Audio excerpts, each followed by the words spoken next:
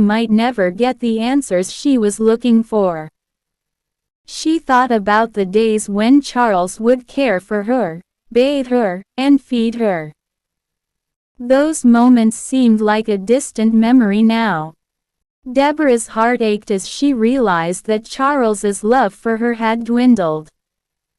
She felt like she was losing him, and there was nothing she could do to stop it. As she lay there, Deborah couldn't help but wonder what the future held for her. Would she ever walk again? Would Charles ever love her the way he used to? The uncertainty of it all was overwhelming. Deborah felt like she was losing control of her life, and she didn't know how to regain it. She closed her eyes, tears streaming down her face. "Why did this have to happen to me?" she whispered to herself. Deborah's thoughts were consumed by regret, sadness, and uncertainty. She felt like she was trapped in a nightmare, and she didn't know how to wake up.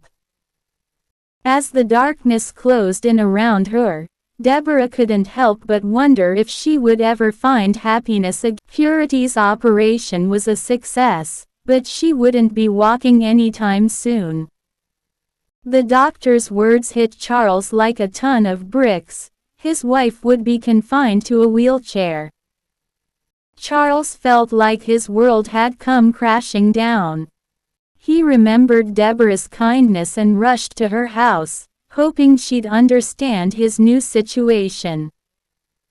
When he arrived, Deborah was recovering from her false labor scare and the misunderstanding she had with Samuel because of Charles' frequent calls and messages. Deborah was able to convince the husband against all odds. However, Charles explained Purity's condition, and Deborah's heart went out to them. "I'll do whatever it takes to help," Deborah promised, her eyes welling up with tears. Charles was overwhelmed with gratitude.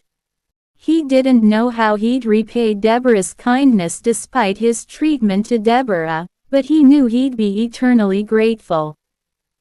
Charles always echoes in his mind, "Deborah is an angel, I've missed her forever."